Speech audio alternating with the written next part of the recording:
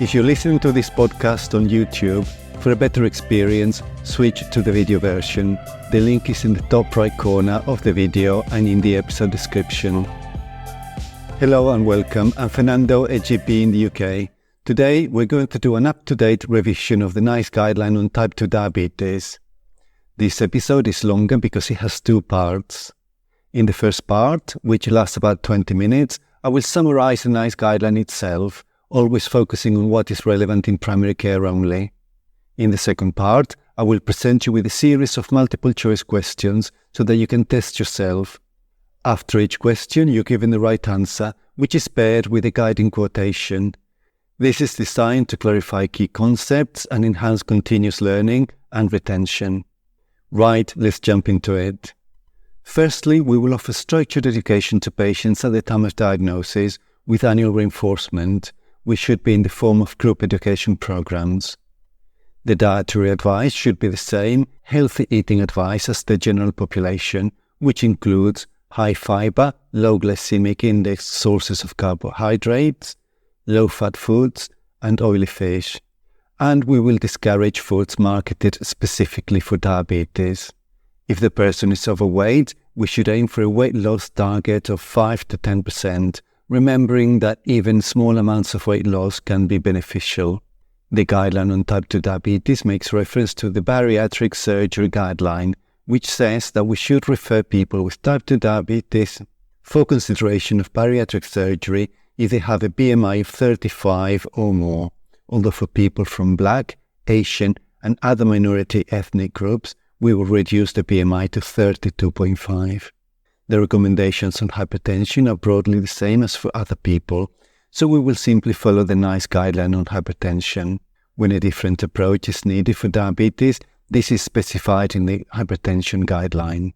In terms of antiplatelet therapy, aspirin or clopidogrel, we will not offer it if there's no history of cardiovascular disease, so not for primary prevention. In respect of blood glucose management, we will measure the HbA1c every 3 to 6 months until the HbA1c is stable, or every 6 months once both HbA1c and therapy are stable. If HbA1c is not valid because of disturbed erythrocyte turnover or abnormal hemoglobin type, we will use plasma glucose levels, fructosamine, or in cases of abnormal hemoglobin type, we will use total glycated hemoglobin. In terms of HbA1c targets, if the diabetes is managed either by diet or a single drug not associated with hypoglycemia, we would aim for an HbA1c of 48 or 6.5%. If it is treated with a drug associated with hypoglycemia, we will aim for an HbA1c of 53 or 7%. If the HbA1c on a single drug rises to 58 or 7.5% or higher, we will intensify drug treatment, aiming for an HbA1c of 53 or 7%.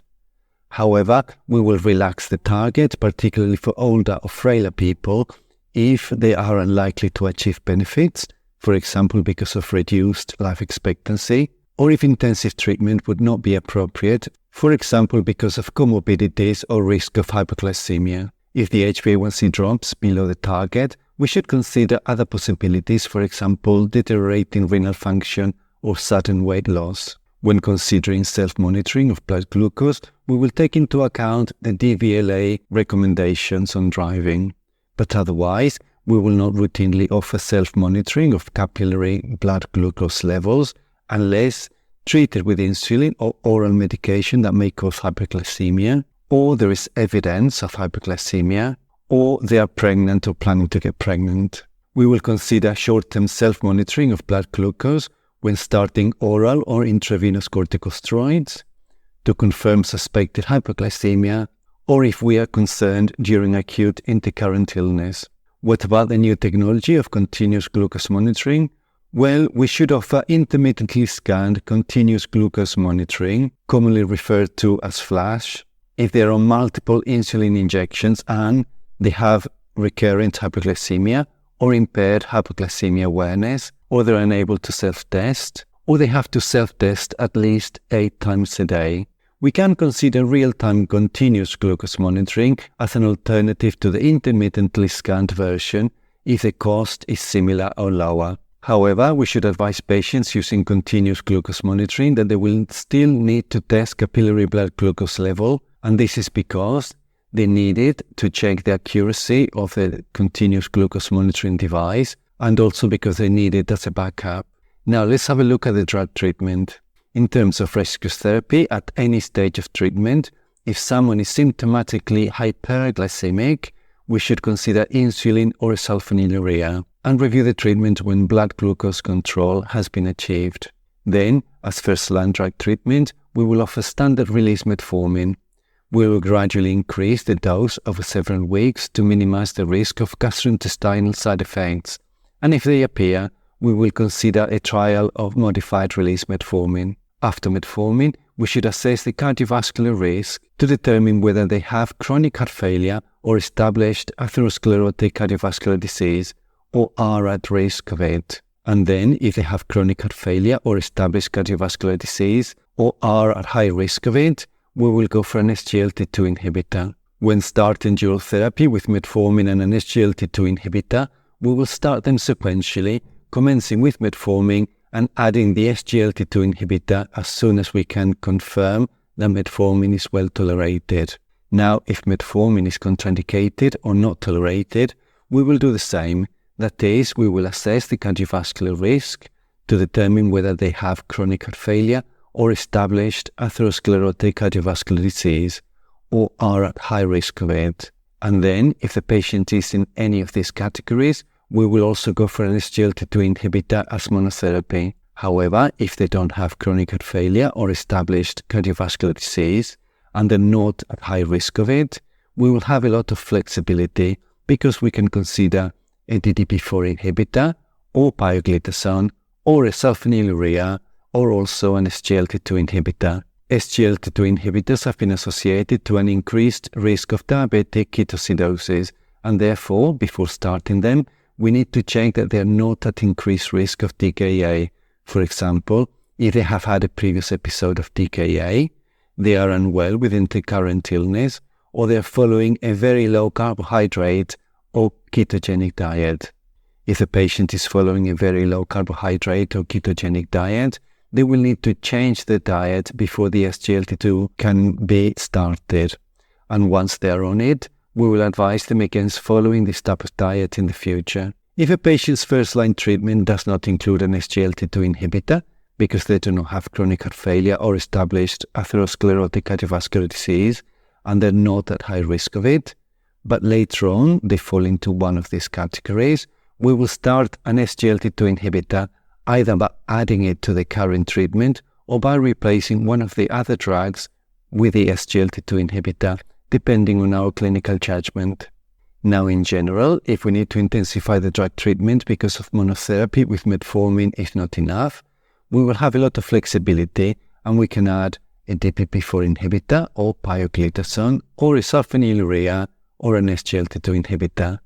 Then, if we need to intensify the drug treatment again because dual therapy with metformin and another oral drug is not enough, we will either start triple therapy by adding a further oral agent, that is a DPP-4 inhibitor, pioglitazone, sulfonylurea, or an SGLT2 inhibitor, or we will stop insulin. However, if metformin is contraindicated or not tolerated, and dual therapy with two other oral drugs is not enough, we should go straight for insulin. That is, NICE only recommends triple oral therapy if one of those three drugs is metformin. Now, so far we have not mentioned GLP-1 receptor agonists at all. When does NICE recommend them? Well, if triple therapy with metformin and two other oral drugs is not enough, we can consider triple therapy by switching one oral drug for a GLP-1 receptor agonist if the BMI is 35 or higher and there are problems associated with obesity, although for people from Black, Asian and other minority ethnic groups, we will reduce the BMI to 32.5.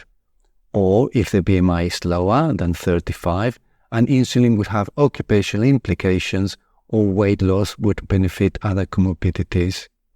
We will only continue the GLP-1 receptor agonist if there has been a beneficial metabolic response, which is an HbA1c reduction of at least 11 millimole per mole 1%, and a weight loss of at least 3% of the initial body weight in 6 months. NICE also says that GLP-1 receptor agonists and insulin should only be combined with specialist advice and ongoing support. Now let's have a look at drug management specifically for people with both type 2 diabetes and CKD.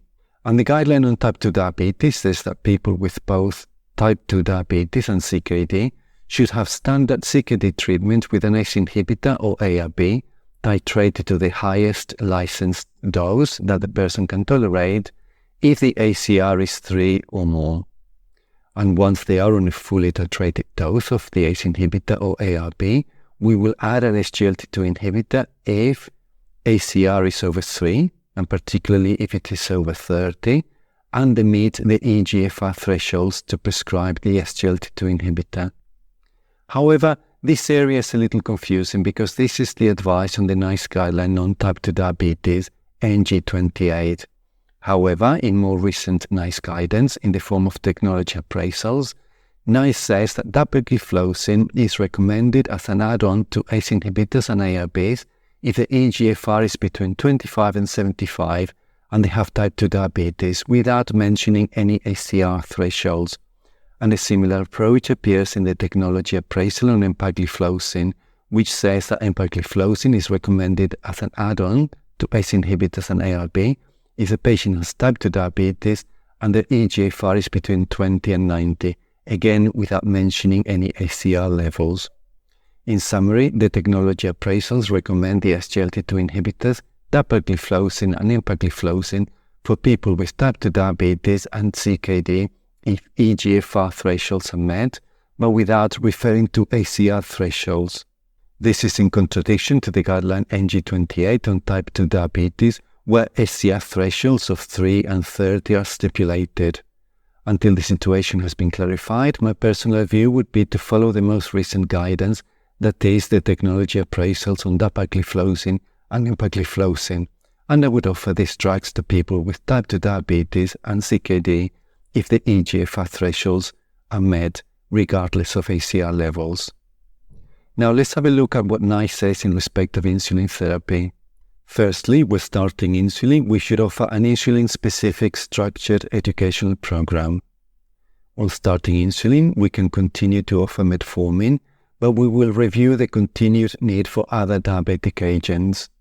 NICE recommends starting insulin following one of these regimens: NPH insulin once or twice daily, NPH insulin and short-acting insulin given either separately or as a pre-mixed or biphasic human insulin preparation. Insulin analogues like detemir or glargine are once-daily insulins without a peak of action, and therefore they are an alternative to NPH insulin if the person needs help to inject insulin, or there is recurrent hypoglycemia, or the person would otherwise need twice-daily NPH insulin injections as well as oral medication. Short-acting insulin analogues can be injected just before a meal and have a more rapid onset of action. Therefore, pre-mixed or biphasic preparations, including short-acting insulin analogues, rather than short-acting human insulin preparations, can be used if injecting immediately before a meal is preferred, or hypoglycemia is a problem, or blood glucose levels rise markedly after meals. We will switch to insulin detemir or glargine if there are problems with NPH insulin, like hypoglycemia, poor control, difficulty injecting, or there are practical issues with the NPH device. We will monitor patients on a basal insulin regime, that is NPH insulin, insulin detemir or glargine, for the need of short-acting insulin. Equally, we will monitor patients on pre-mixed or biphasic insulin for the need for further injections of short-acting insulin before meals, or for a change to a basal bolus regimen if control remains inadequate. Now let's have a look at the complications and how we would manage them. Patients with type 2 diabetes are at higher risk of periodontitis, and we will explain that, if they develop it, managing it can improve the diabetic control and that they should have regular oral health reviews as advised by the dental team. We will suspect gastroparesis if there is erratic blood glucose control or unexplained gastric bloating or vomiting. We will take into account possible alternative diagnoses, and we will refer if the diagnosis is in doubt or there are persistent or severe symptoms. We also need to explain to patients with vomiting caused by gastroparesis that there is no strong evidence that antiemetic therapy is effective, that some people have had benefit with domperidone, erythromycin or metoclopramide, and that the strongest evidence for effectiveness is for domperidone, but its prescribing is limited by its safety profile, in particular its cardiac risk and potential interactions. To treat vomiting caused by gastroparesis, first line we will consider alternating the use of erythromycin and metoclopramide, and we will consider domperidone only in exceptional circumstances and in accordance with MHRA advice. For guidance on managing painful diabetic peripheral neuropathy, we are advised to consult the specific guideline on neuropathic pain. And my summary of that guideline is that if the neuropathic pain is localized, we will consider topical treatment in the form of capsaicin cream. Otherwise, if oral therapy is preferred, we will offer a choice of amitriptyline, duloxetine, gabapentin or pregabalin.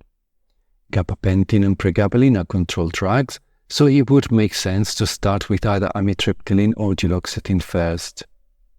If the initial treatment is not effective or tolerated, we will offer one of the remaining 3 drugs and consider switching again if the second and third drugs are not effective.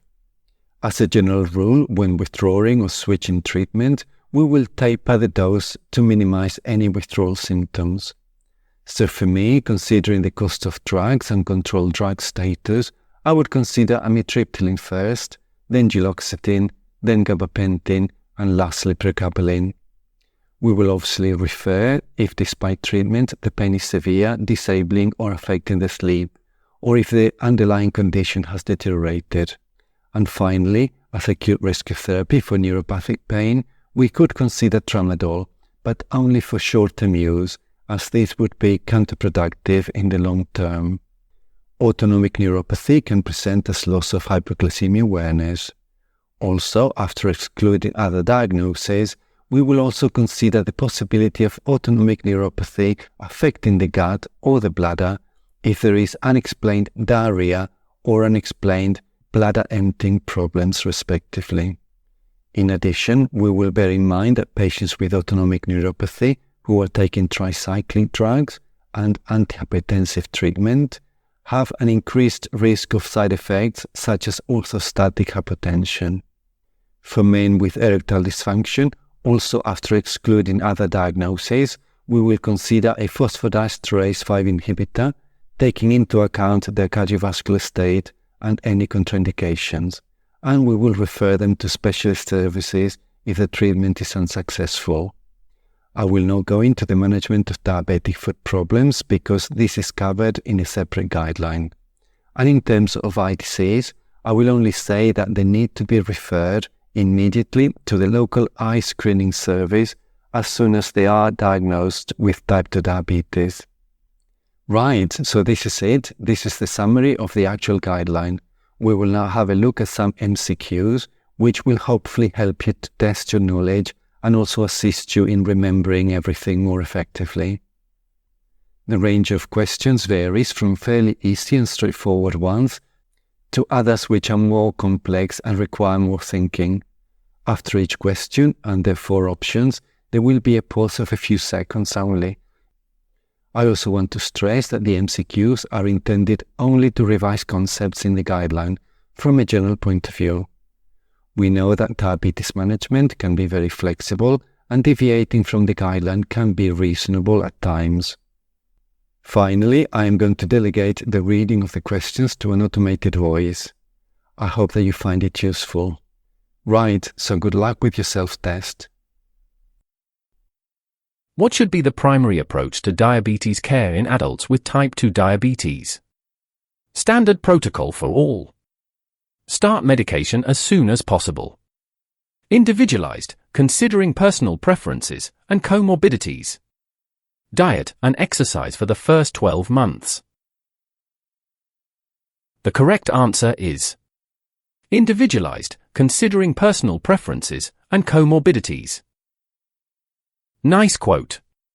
Adopt an individualized approach to diabetes care that is tailored to the needs and circumstances of adults with type 2 diabetes, taking into account their personal preferences, comorbidities, and risks from polypharmacy and their likelihood of benefiting from long-term interventions.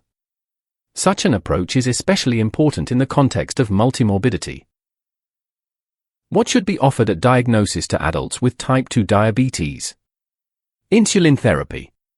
A structured education program.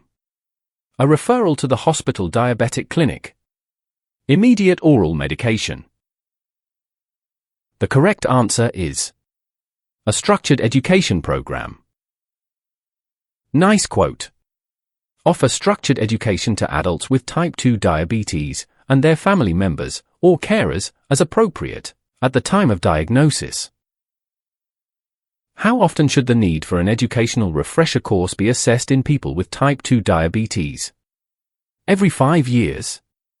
Annually? At every appointment? Every 2 years? The correct answer is annually. Nice quote. Offer structured education with annual reinforcement and review. When should group education be preferred for adults with type 2 diabetes? Never. Individual education is always preferred. As the only form of education. As the preferred option. Only if the individual requests it. The correct answer is as the preferred option. Nice quote. Offer adults with type 2 diabetes group education programs as the preferred option. Provide an alternative of equal standard for people who are unable or prefer not to take part in group education. What is encouraged for adults with type 2 diabetes in terms of diet? Avoiding all carbohydrates. High fiber, low glycemic index foods. Consuming a high protein diet. Frequent intake of diabetes-specific foods. The correct answer is high fiber, low glycemic index foods. Nice quote. Encourage adults with type 2 diabetes to follow the same healthy eating advice as the general population, which includes high fiber, low glycemic index sources of carbohydrates. What is the recommendation regarding foods marketed specifically for people with diabetes? Unlimited intake. Restricted to 1 meal per day. Recommended for high blood sugar. Discouraged. The correct answer is discouraged. Nice quote. Discourage adults with type 2 diabetes from using foods marketed specifically for people with diabetes. What initial body weight loss target is discussed for overweight adults with type 2 diabetes? 1% to 3%. 5% to 10%. 15% to 20%. No specific target. The correct answer is 5% to 10%. Nice quote. For adults with type 2 diabetes who are overweight, discuss and agree an initial body weight loss target of 5% to 10%. Remember that a small amount of weight loss may still be beneficial, and a larger amount will have advantageous metabolic impact in the long term. For diagnosing and managing hypertension in people with type 2 diabetes, which guideline should be referred to? The NICE Guideline on Diabetes? The General Practitioner's Usual Preference? The NICE Guideline on Hypertension? The Patient's Choice of Treatment? The correct answer is the NICE Guideline on Hypertension in Adults. Nice quote. For recommendations on hypertension in people with type 2 diabetes, see the NICE Guideline on Hypertension in Adults. What is the approach to diagnosing and treating hypertension in people with type 2 diabetes compared to others? Entirely different from others. Generally the same as for other people. Based on age only.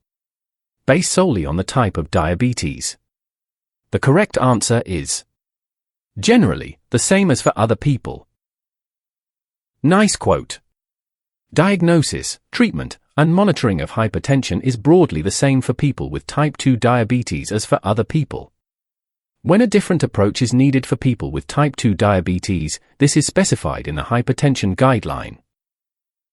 Should antiplatelet therapy, aspirin, or clopidogrel, be offered to adults with type 2 diabetes without cardiovascular disease? Yes, as a routine preventive measure. Yes, in cases of high blood pressure or high cholesterol. No, it is not recommended. Only if there is a family history of cardiovascular disease. The correct answer is no, it is not recommended. Nice quote. Do not offer antiplatelet therapy, aspirin, or clopidogrel to adults with type 2 diabetes without cardiovascular disease. In general, how often should HbA1c levels be measured in adults with type 2 diabetes once the HbA1c level and blood glucose lowering therapy are stable? Every 3 months. Every 6 months. Annually. Every 4 months. The correct answer is every 6 months. Nice quote. Measure HbA1c levels in adults with type 2 diabetes every 3 to 6 months, tailored to individual needs, until HbA1c is stable on unchanging therapy. 6 months once the HbA1c level and blood glucose lowering therapy are stable. For adults with type 2 diabetes managed by lifestyle and diet, or combined with a single drug not associated with hyperglycemia, what HbA1c level should they aim for? 48 mmol per mole, or 6.5%. 53 mmol per mole, or 7%. 58 mmol per mole, or 7.5%. 60 mmol per mole, or 7.6%. The correct answer is 48 mmol per mole, or 6.5%. Nice quote. For adults whose type 2 diabetes is managed either by lifestyle and diet, or lifestyle and diet combined with a single drug not associated with hyperglycemia, aim for an HbA1c level of 48 mmol per mole, or 6.5%. For adults with type 2 diabetes managed by a single drug associated with hyperglycemia, what HbA1c level should they aim for? 48 mmol per mole, or 6.5%. 53 mmol per mole, or 7%. 58 mmol per mole, or 7.5%. 60 mmol per mole, or 7.6%. The correct answer is 53 mmol per mole, or 7%. Nice quote. For adults on a drug associated with hyperglycemia, aim for an HbA1c level of 53 mmol per mole, or 7%. What should be done if HbA1c levels are not adequately controlled by a single drug in adults with type 2 diabetes, and rise to 58 mmol per mole, or 7.5% or higher? Stop and change to another single drug of a different type. Intensify lifestyle advice and intensify drug treatment. Aim for an HbA1c level of 60 mmol per mole, or 7.6%. Switch to insulin therapy as soon as possible. The correct answer is intensify lifestyle advice and intensify drug treatment. Nice quote. In adults with type 2 diabetes, if HbA1c levels are not adequately controlled by a single drug, and rise to 58 mmol per mole, or 7.5% or higher, reinforce advice and aim for an HbA1c level of 53 mmol per mole, or 7%, and intensify drug treatment. What should be considered when deciding to relax the target HbA1c level for adults with type 2 diabetes? The cost of treatment, the convenience of the patient, the likelihood of achieving long-term risk reduction benefits, the availability of appointments. The correct answer is the likelihood of achieving long-term risk reduction benefits. Nice quote. Consider relaxing the target HbA1c level, with particular consideration for people who are older or frailer, if They are unlikely to achieve longer-term risk reduction benefits, for example, people with a reduced life expectancy. Tight blood glucose control would put them at high risk if they developed hypoglycemia.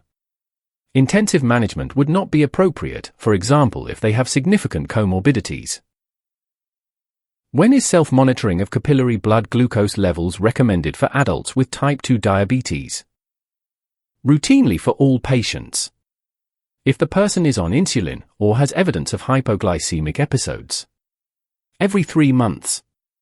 As soon as metformin is started. The correct answer is if the person is on insulin or has evidence of hypoglycemic episodes. Nice quote. Do not routinely offer self-monitoring of capillary blood glucose levels unless the person is on insulin or there is evidence of hypoglycemic episodes, or the person is on oral medication that may increase their risk of hypoglycemia while driving or operating machinery, or the person is pregnant or is planning to become pregnant. What should be considered before offering intermittently scanned continuous glucose monitoring to adults with type 2 diabetes? Preference for digital monitoring systems. Cost of the device. If they have recurrent hypoglycemia or impaired hypoglycemia awareness. Age of the patient. The correct answer is if they have recurrent hypoglycemia or impaired hypoglycemia awareness. Nice quote. Offer intermittently scanned continuous glucose monitoring, commonly referred to as TFLASH, to adults with type 2 diabetes on multiple daily insulin injections if any of the following apply. They have recurrent hypoglycemia or severe hypoglycemia. They have impaired hypoglycemia awareness. They have a condition or disability that means they cannot self-monitor, but could use an intermittently scanned continuous glucose monitoring device, or have it scanned for them. They would otherwise self-measure at least 8 times a day. Offer intermittently scanned continuous glucose monitoring to adults with insulin-treated type 2 diabetes who would need help from a care worker or healthcare professional to monitor their blood glucose.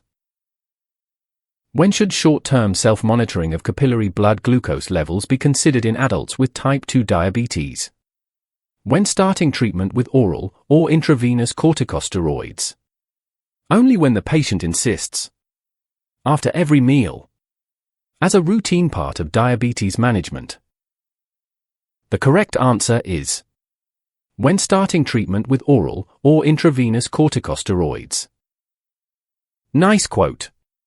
Consider short-term self-monitoring of capillary blood glucose levels in adults with type 2 diabetes, reviewing treatment as necessary.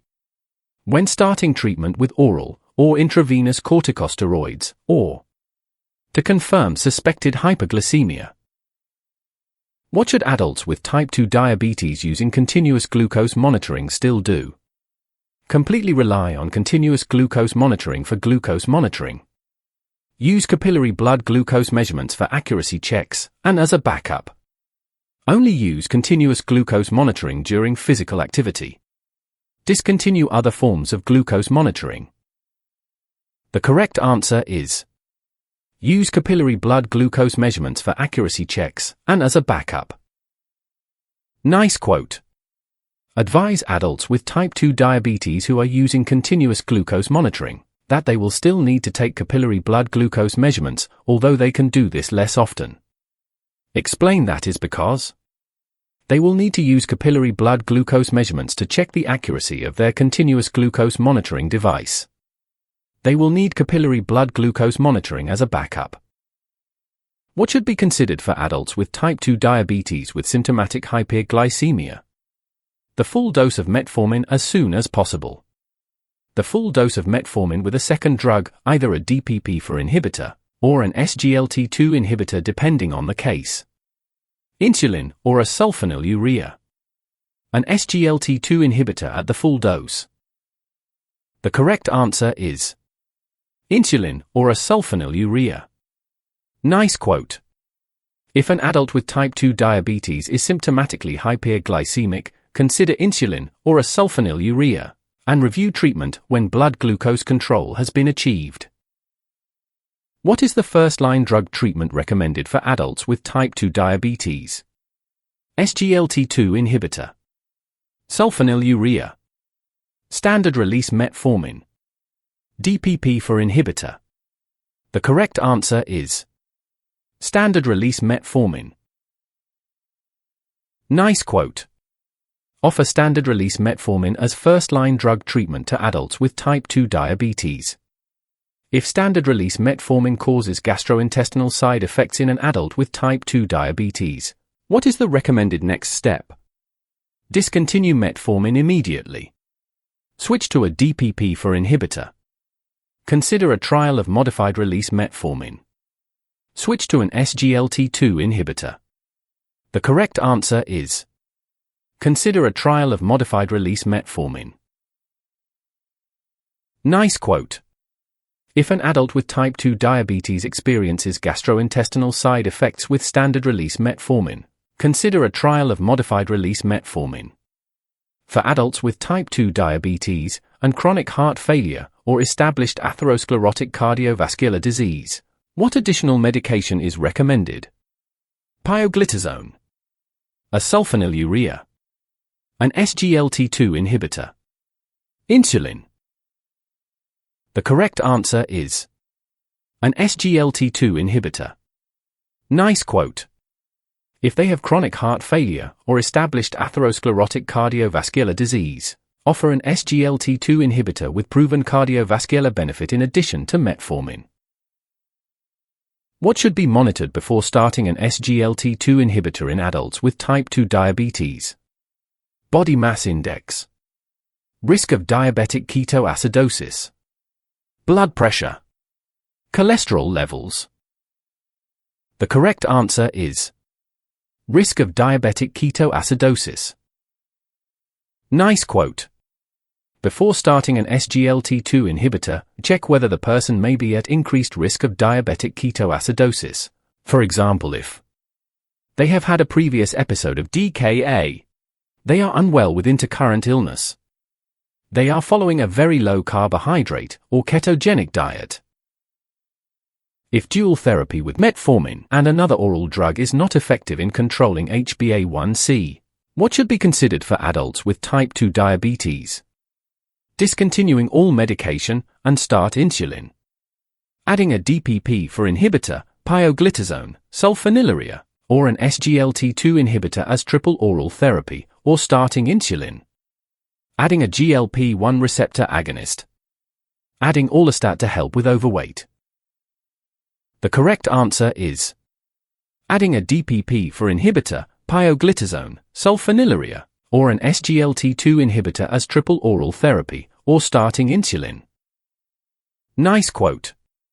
For adults with type 2 diabetes, if dual therapy with metformin and another oral drug has not continued to control HbA1c to below the person's individually agreed threshold for further intervention, consider either triple therapy by adding a DPP-4 inhibitor, pioglitazone, or a sulfonylurea, or an SGLT2 inhibitor, or starting insulin-based treatment.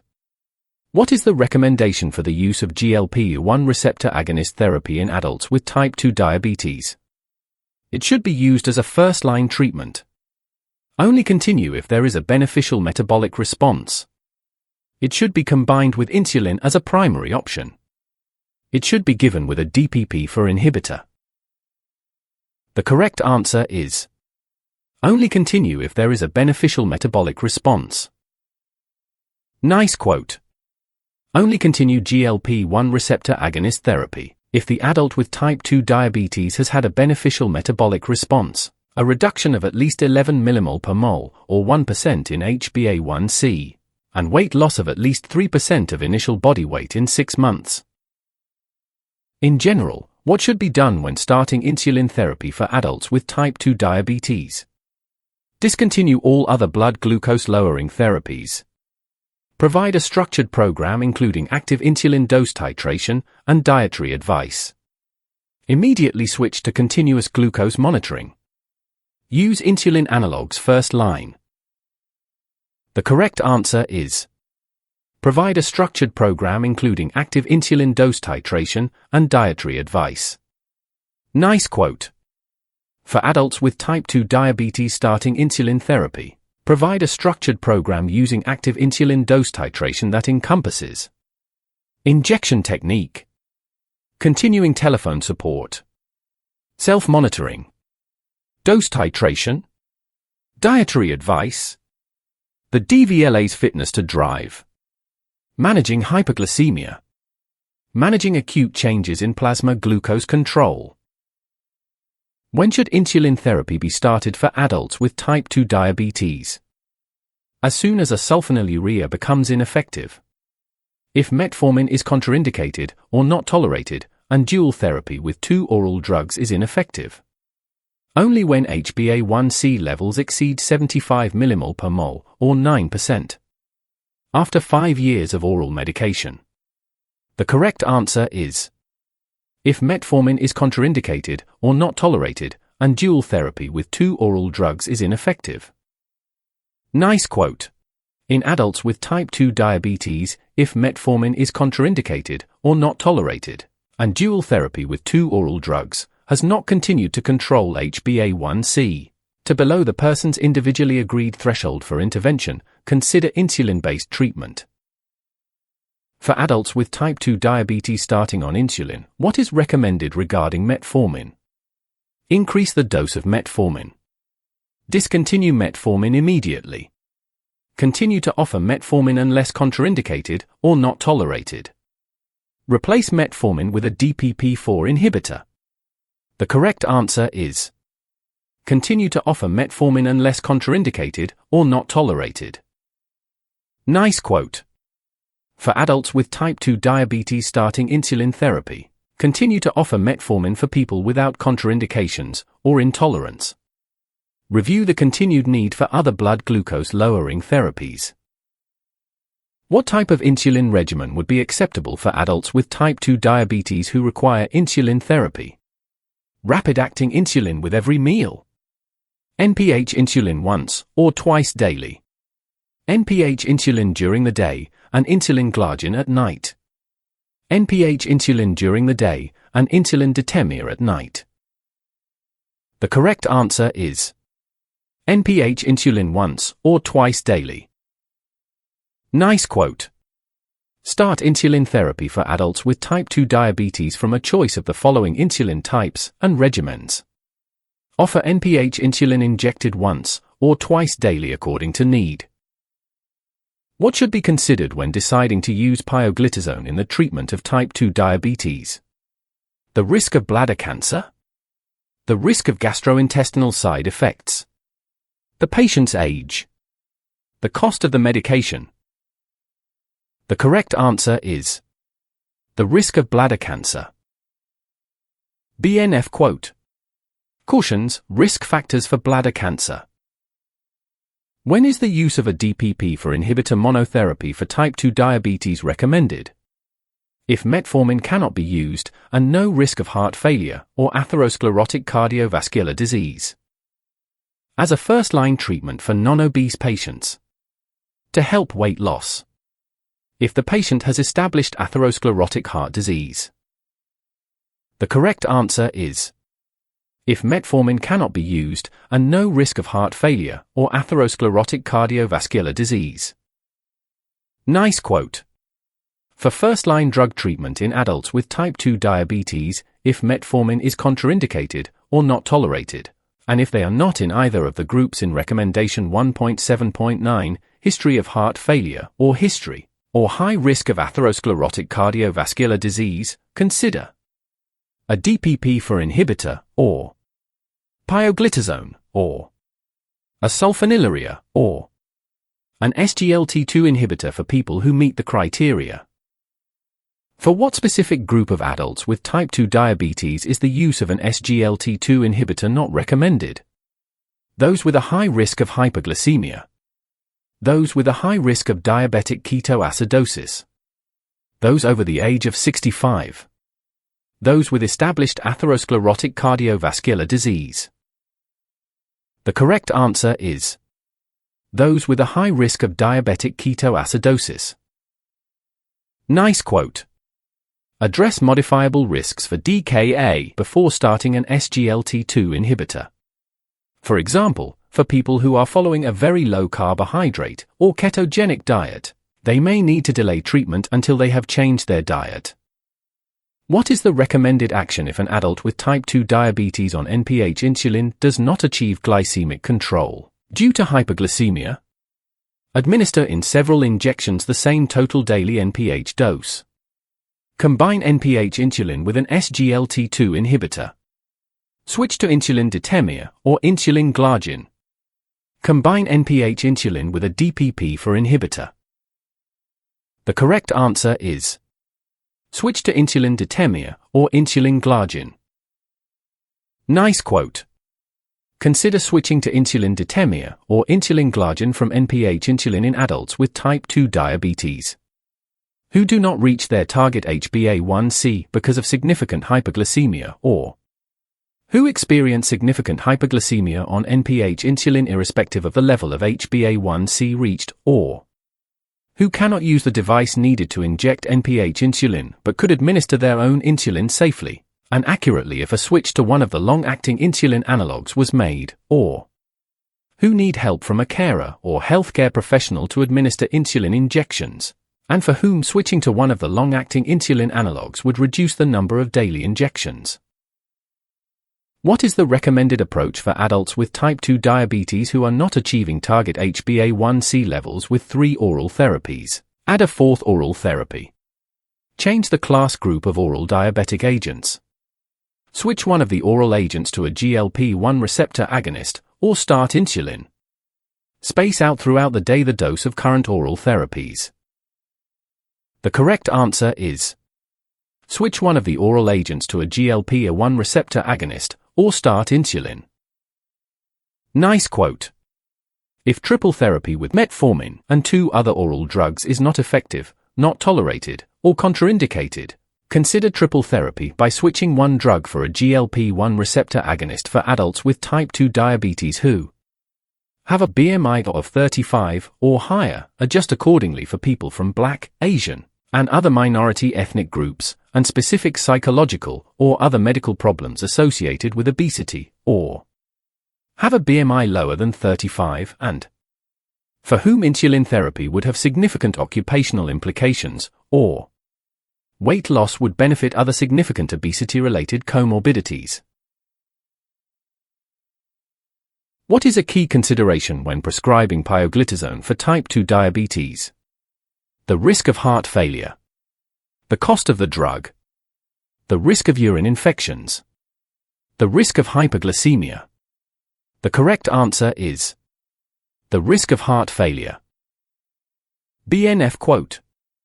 Contraindications, DKA, history of heart failure, previous or active bladder cancer, uninvestigated macroscopic hematuria. For adults with type 2 diabetes, when is the combination of metformin and a DPP-4 inhibitor acceptable? It is recommended as the first-line treatment. Never, it should be avoided due to increased risk of hyperglycemia. If metformin alone does not control blood glucose, and there is no heart failure or cardiovascular risk, it should be used if at high risk of heart failure. The correct answer is if metformin alone does not control blood glucose, and there is no heart failure or cardiovascular risk. Nice quote. For adults with type 2 diabetes, if monotherapy has not continued to control HbA1c to below the person's individually agreed threshold for further intervention, consider adding a DPP-4 inhibitor, or pioglitazone, or a sulfonylurea, or an SGLT2 inhibitor. An SGLT2 inhibitor should be used first line for people who have chronic heart failure, or established atherosclerotic cardiovascular disease, or are at high risk of it. What is an acceptable recommendation for adults with type 2 diabetes who need to intensify therapy beyond dual oral therapy? Switch to combination of a DPP-4 inhibitor and an SGLT2 inhibitor. Add a third oral hypoglycemic agent. Switch to GLP-1 agonist injectable therapy. Increase doses of metformin to 3 grams per day. The correct answer is add a third oral hypoglycemic agent. Nice quote. For adults with type 2 diabetes, if dual therapy with metformin and another oral drug has not continued to control HbA1c to below the person's individually agreed threshold for further intervention, consider either triple therapy by adding a DPP-4 inhibitor, pioglitazone, or a sulfonylurea, or an SGLT2 inhibitor, or starting insulin-based treatment. In adults with type 2 diabetes and established cardiovascular disease, after metformin, what additional treatment is recommended? DPP-4 inhibitors, SGLT2 inhibitors, pioglitazone, sulfonylureas. The correct answer is SGLT2 inhibitors. Nice quote. Based on the cardiovascular risk assessment for the person with type 2 diabetes. If they have chronic heart failure or established atherosclerotic cardiovascular disease, offer an SGLT2 inhibitor with proven cardiovascular benefit in addition to metformin. If they are at high risk of developing cardiovascular disease, consider an SGLT2 inhibitor with proven cardiovascular benefit in addition to metformin. What is the recommended course of action if an adult with type 2 diabetes cannot tolerate metformin and does not have heart failure or risk of atherosclerotic cardiovascular disease? Offer a DPP-4 inhibitor. Offer pioglitazone. Offer a sulfonylurea or an SGLT2 inhibitor. Any one of the above. The correct answer is any one of the above. Nice quote. For first-line drug treatment in adults with type 2 diabetes, if metformin is contraindicated or not tolerated, and if they do not have a history of heart failure or history or high risk of atherosclerotic cardiovascular disease, consider a DPP-4 inhibitor or pioglitazone or a sulfonylurea or an SGLT2 inhibitor. What is the role of pioglitazone in managing type 2 diabetes according to the NICE guidelines? To be used instead of metformin. As part of dual or triple therapy when metformin and other treatments are not effective. To replace DPP-4 inhibitors. As the primary treatment for weight loss. The correct answer is as part of dual or triple therapy when metformin and other treatments are not effective. Nice quote. For adults with type 2 diabetes, if monotherapy has not continued to control HbA1c, consider adding a DPP-4 inhibitor or pioglitazone or a sulfonylurea or an SGLT2 inhibitor. For adults with type 2 diabetes, if dual therapy with metformin and another oral drug has not continued to control HbA1c, consider either triple therapy by adding a DPP-4 inhibitor, pioglitazone, or a sulfonylurea, or an SGLT2 inhibitor, or starting insulin-based treatment. What is an important consideration when using SGLT2 inhibitors in type 2 diabetes management? Monitoring for urinary infections. Monitoring for gastrointestinal side effects. Using as a substitute for metformin. Administering with every meal. The correct answer is monitoring for urinary infections. BNF quote. For dapagliflozin, urinary glucose excretion may be associated with an increased risk of urinary tract infection. Consider temporarily interrupting treatment when treating pyelonephritis or urosepsis. In adults with type 2 diabetes and obesity, what additional benefit does the use of an SGLT2 inhibitor offer? Rapid insulin dependency. Weight loss. Neutral effect on blood pressure.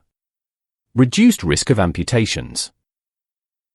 The correct answer is weight loss. Nice quote. SGLT2 inhibitors, effect on weight loss. What is the recommended action for adults with type 2 diabetes who have a BMI of 35 or higher? Immediate start of insulin therapy. Consideration of an assessment for bariatric surgery. Switching to a low-calorie diet only. Increasing physical activity without medication changes. The correct answer is consideration of an assessment for bariatric surgery.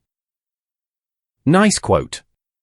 For recommendations on bariatric surgery for people with type 2 diabetes, see the NICE Guideline on Obesity. Offer adults a referral for a comprehensive assessment by specialist weight management services to see whether bariatric surgery is suitable for them if they have a BMI of 40 or more, or between 35 and 39.9 with a significant health condition that could be improved if they lost weight, and agree to the necessary long-term follow-up after surgery, for example, lifelong annual reviews. What is the key benefit of using a GLP-1 receptor agonist in type 2 diabetes management? It eliminates the need for insulin. It is weight neutral. It has a low risk of hypoglycemia. Immediate control of blood glucose levels. The correct answer is: it has a low risk of hypoglycemia. NICE quote. Summary of medicines for further treatment. GLP-1 receptor agonists have low risk of hypoglycemia. For type 2 diabetes patients with a high risk of cardiovascular events, what medication class is recommended? DPP-4 inhibitor, thiazolidinediones, SGLT2 inhibitors, sulfonylureas. The correct answer is SGLT2 inhibitors. NICE quote. Based on the cardiovascular risk assessment for the person with type 2 diabetes, if they have chronic heart failure or established atherosclerotic cardiovascular disease, offer an SGLT2 inhibitor with proven cardiovascular benefit in addition to metformin. If they are at high risk of developing cardiovascular disease, consider an SGLT2 inhibitor with proven cardiovascular benefit in addition to metformin. When should triple therapy be considered in adults with type 2 diabetes? After 10 years of dual therapy. When dual therapy with metformin and another oral drug is not effective. As a first-line treatment. After stopping insulin abruptly. The correct answer is: when dual therapy with metformin and another oral drug is not effective. NICE quote. For adults with type 2 diabetes, if dual therapy with metformin and another oral drug has not continued to control HbA1c to below the person's individually agreed threshold for further intervention, consider either triple therapy by adding a DPP-4 inhibitor, pioglitazone, or a sulfonylurea, or an SGLT2 inhibitor, or starting insulin-based treatment. In managing type 2 diabetes, when is it appropriate to consider an SGLT2 inhibitor as monotherapy? If there is heart failure and metformin is not tolerated. First line after diagnosis. If there is a history of DKA. Just before starting insulin. The correct answer is: if there is heart failure and metformin is not tolerated. NICE quote. For first-line drug treatment in adults with type 2 diabetes, if metformin is contraindicated or not tolerated. If they have chronic heart failure or established atherosclerotic cardiovascular disease, offer an SGLT2 inhibitor with proven cardiovascular benefit. If they are at high risk of developing cardiovascular disease, consider an SGLT2 inhibitor with proven cardiovascular benefit. What is a consideration when using pioglitazone in type 2 diabetes management? They are the preferred first-line treatment. The risk of fluid retention and heart failure. They should be used in combination with insulin. They are most effective in young adults. The correct answer is the risk of fluid retention and heart failure. MHRA quote. Incidence of heart failure is increased when pioglitazone is combined with insulin, especially in patients with predisposing factors, for example, previous myocardial infarction. Patients who take pioglitazone should be closely monitored for signs of heart failure. Treatment should be discontinued if any deterioration in cardiac status occurs. Pioglitazone should not be used in patients with heart failure or a history of heart failure. Which medication is recommended for adults with type 2 diabetes and significant risk of hypoglycemia? High-dose sulfonylureas. The combination of insulin therapy and SGLT2 inhibitors.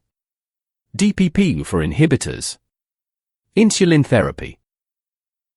The correct answer is DPP-4 inhibitors. Nice quote. DPP-4 inhibitors, risk of hyperglycemia, low. What should be monitored in adults with type 2 diabetes who are starting pioglitazone? Kidney function, liver function, thyroid function, blood pressure. The correct answer is liver function. BNF quote. Monitor liver function before treatment and periodically thereafter. In adults with type 2 diabetes and an eGFR between 30 and 60, what modification is recommended for metformin? Discontinue metformin. Increase the dose of metformin. Continue metformin at a reduced dose. Switch to a sulfonylurea. The correct answer is continue metformin at a reduced dose. BNF quote. Avoid if eGFR is less than 30. Reduce dose in moderate impairment. What is a primary concern when using sulfonylureas in type 2 diabetes? Risk of diabetic ketoacidosis. Risk of hyperglycemia. Risk of gastrointestinal side effects. Increased blood pressure. The correct answer is risk of hyperglycemia. Nice quote. Sulfonylurea, risk of hyperglycemia, moderate, high in older people. According to NICE guidelines, what should be the focus when managing blood glucose levels in older adults with type 2 diabetes? Aggressive lowering of blood glucose levels. Avoiding tight control of blood glucose to minimize the risk of hyperglycemia. Maintaining the same targets as younger adults. Focusing solely on dietary changes. The correct answer is avoiding tight control of blood glucose to minimize the risk of hyperglycemia. Nice quote. Consider relaxing the target HbA1c level, with particular consideration for people who are older or frailer, if they are unlikely to achieve longer-term risk reduction benefits, for example, people with a reduced life expectancy. Tight blood glucose control would put them at high risk if they developed hyperglycemia. Intensive management would not be appropriate, for example, if they have significant comorbidities. When should dual therapy be considered for adults with type 2 diabetes? As a first-line treatment. When HbA1c levels are 58 mmol per mole, or 7.5% or higher. Only when HbA1c levels exceed 75 mmol per mole, or 9%. After 5 years of monotherapy. The correct answer is when HbA1c levels are 58 mmol per mole, or 7.5% or higher. Nice quote. For adults with type 2 diabetes, if monotherapy has not continued to control HbA1c to below the person's individually agreed threshold for further intervention, consider adding a DPP-4 inhibitor, or pioglitazone, or a sulfonylurea, or an SGLT2 inhibitor for people who have a history of heart failure or history, or high risk of atherosclerotic cardiovascular disease. Advise adults with type 2 diabetes at their annual review that they are at lower risk of periodontitis. They should have oral check reviews every 6 months regardless of what their dental team advise. If they get periodontitis, treating it can reduce the risk of hyperglycemia. Stopping oral diabetic agents and starting insulin reduces the risk of periodontitis. The correct answer is if they get periodontitis, treating it can reduce the risk of hyperglycemia. Nice quote. Advise adults with type 2 diabetes at their annual review that they are at higher risk of periodontitis. If they get periodontitis, managing it can improve their blood glucose control and can reduce their risk of hyperglycemia. Advise adults with type 2 diabetes to have regular oral health reviews. Their oral health care or dental team will tell them how often, in line with the NICE guideline on dental checks. To treat vomiting caused by gastroparesis in adults with type 2 diabetes as first-line treatment, use domperidone. Consider alternating the use of erythromycin and metoclopramide. PPIs are the most effective treatment. Stop oral diabetic agents and treat diabetes only with insulin. The correct answer is: consider alternating the use of erythromycin and metoclopramide. Nice quote. To treat vomiting caused by gastroparesis in adults with type 2 diabetes, consider alternating the use of erythromycin and metoclopramide. Consider domperidone only in exceptional circumstances if domperidone is the only effective treatment, and in accordance with MHRA guidance on domperidone. For adults with chronic kidney disease and type 2 diabetes, offer an ARB if the ACR is below 3 mg per mole. Hypertensive treatment aiming for a target blood pressure below 150/90. An ARB or an ACE inhibitor if ACR is 3 or more. An SGLT2 inhibitor first line. The correct answer is an ARB or an ACE inhibitor if ACR is 3 or more. Nice quote. For adults with chronic kidney disease and type 2 diabetes, offer an ARB or an ACE inhibitor, titrated to the highest licensed dose that the person can tolerate if ACR is 3 or more. For managing painful diabetic peripheral neuropathy in adults with type 2 diabetes, the following statement is true. Carbamazepine is an acceptable option. Amitriptyline is an acceptable option. Regular tramadol is an acceptable option. Topiramate is an acceptable option. The correct answer is amitriptyline is an acceptable option. Nice quote. For guidance on managing painful diabetic peripheral neuropathy in adults with type 2 diabetes, see the NICE guideline on neuropathic pain in adults. This guideline states that we should offer a choice of amitriptyline, duloxetine, gabapentin, or pregabalin as initial treatment for neuropathic pain, except trigeminal neuralgia. For adults with type 2 diabetes who lose the warning signs of hypoglycemia, think about the possibility of autonomic neuropathy. Immediate hospital admission. It's a normal process in diabetes. Intensifying diabetic treatment.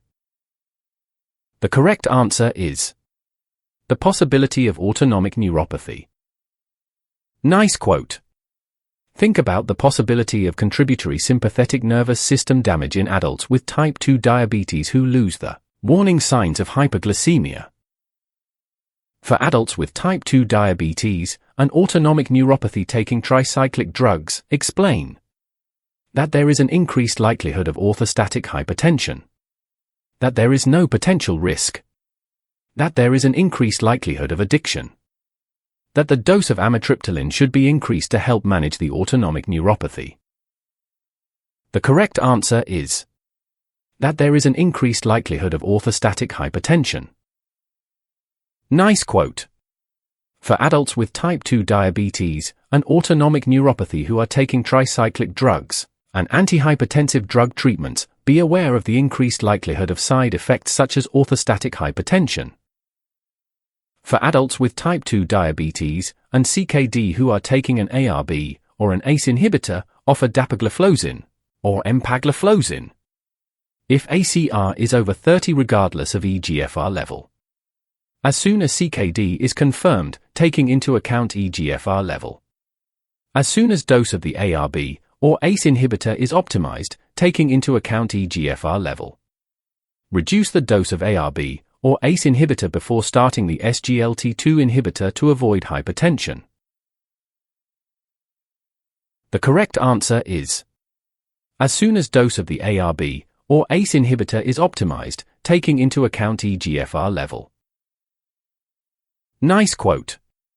Technology appraisal of dapagliflozin and empagliflozin for CKD says that they can be considered as an add-on to optimized standard care, including the highest tolerated licensed dose of ACE inhibitors or ARBs, unless these are contraindicated.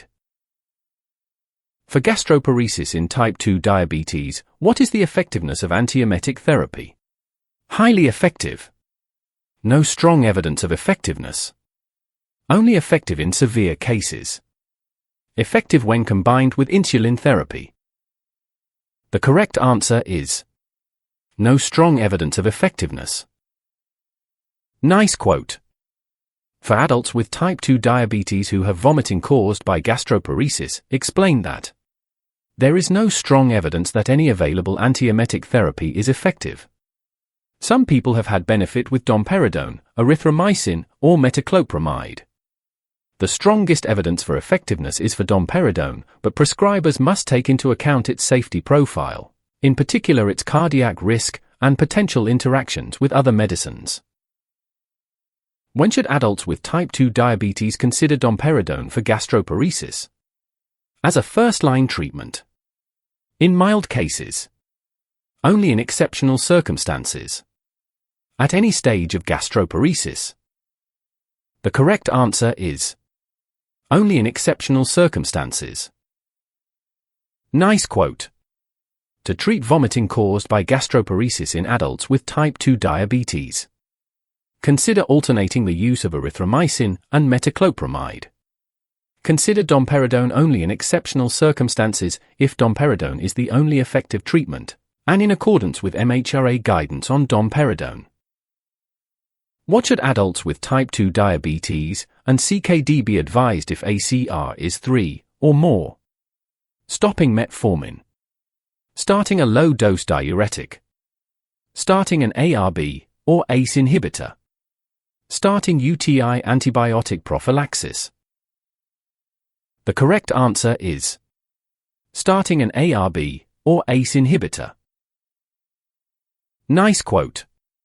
For adults with chronic kidney disease and type 2 diabetes, offer an ARB or an ACE inhibitor, titrated to the highest licensed dose that the person can tolerate if ACR is 3 or more. For erectile dysfunction in men with type 2 diabetes, in general, what is the first-line treatment to be considered? Immediate urology referral. CBT. Phosphodiesterase 5 inhibitor. Antidepressants. The correct answer is phosphodiesterase 5 inhibitor. Nice quote. Consider a phosphodiesterase 5 inhibitor to treat problematic erectile dysfunction in men with type 2 diabetes.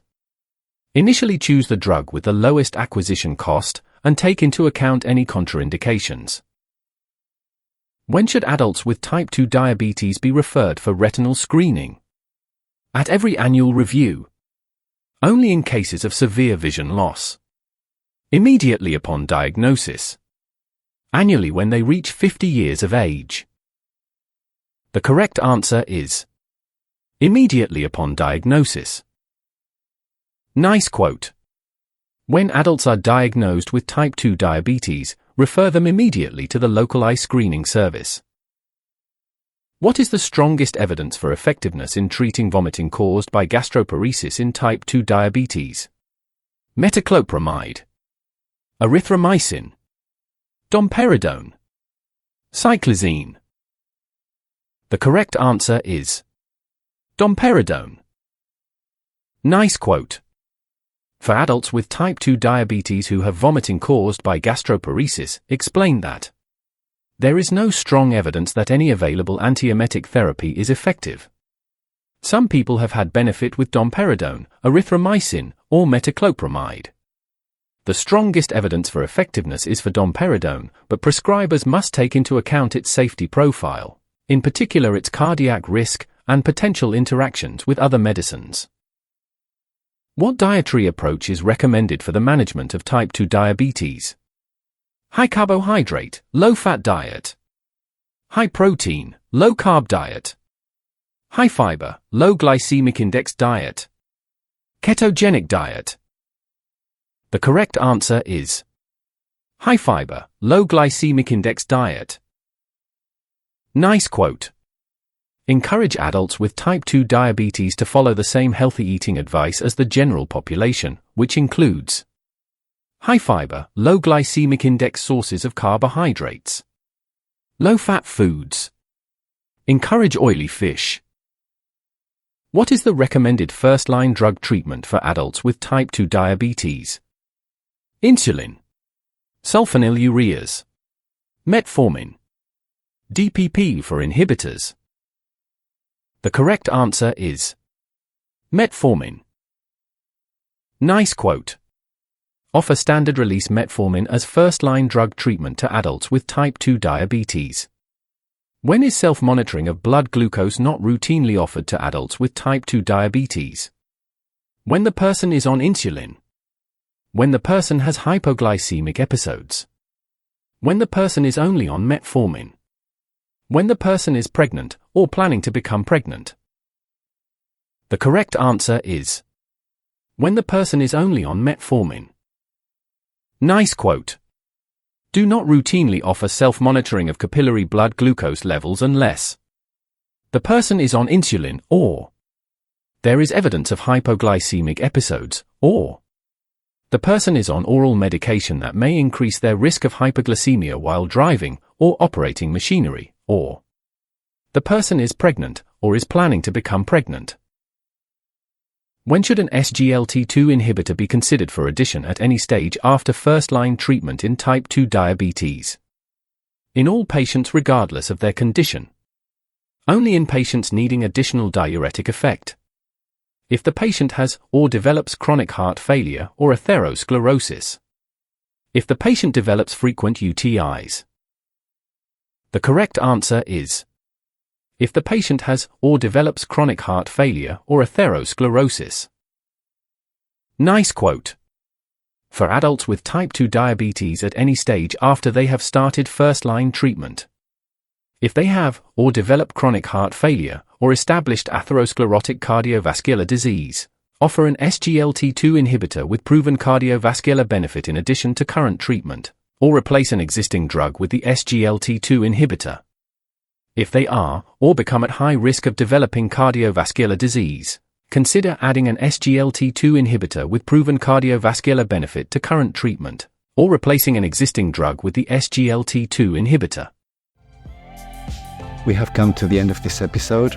Remember that this is not medical advice, and it is only my summary and my interpretation of the guidelines. You must always use your clinical judgment. Thank you for listening, and goodbye.